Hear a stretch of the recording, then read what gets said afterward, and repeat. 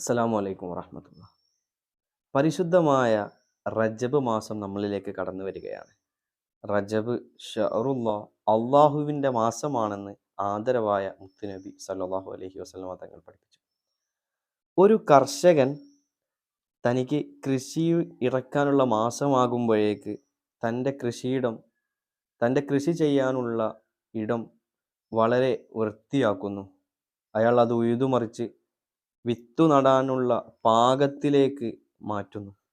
അതേപോലെ ഒരു വിശ്വാസി തനിക്ക് ഏറ്റവും കൂടുതൽ ഇബാദത്തുകളെ വിളവെടുക്കാൻ പറ്റുന്ന പരിശുദ്ധമായ റമദാൻ മാസം മുമ്പിൽ കണ്ടുകൊണ്ട് റജബിൽ ഒരുപാട് മാറ്റങ്ങൾ വരുത്തേണ്ടതുണ്ട്.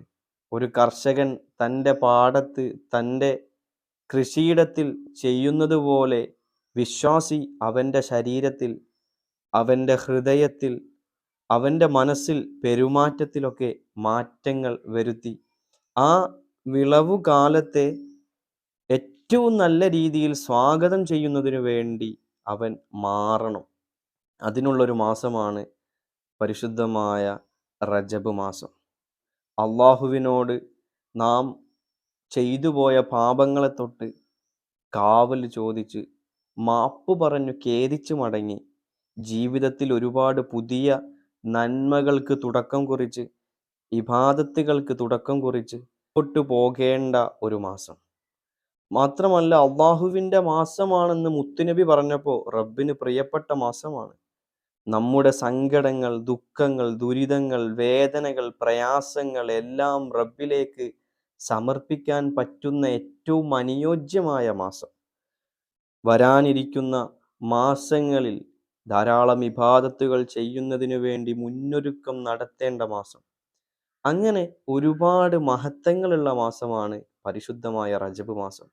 ആ റജബിൽ ഒരുപാട് ഇബാദത്തുകൾ ചെയ്യാനും ചെയ്തു പോയ പാപങ്ങളെ തൊട്ട് പൊറുക്കൽ തേടാനും നാം ഉപദ്രവിച്ചവരോട് മാപ്പ് പറയാനും വിട്ടുകൊടുക്കേണ്ടവർക്ക് വിട്ടുകൊടുക്കാനും അങ്ങനെ പാകപ്പെടുത്തി നല്ലൊരു മനസ്സിൻ്റെയും ശരീരത്തിൻ്റെയും സ്വഭാവത്തിൻ്റെയൊക്കെ ഉടമകളാകാൻ നാം ശ്രമിക്കുക. അള്ളാഹു തൗഫീക്ക് നൽകുമാറാവട്ടെ.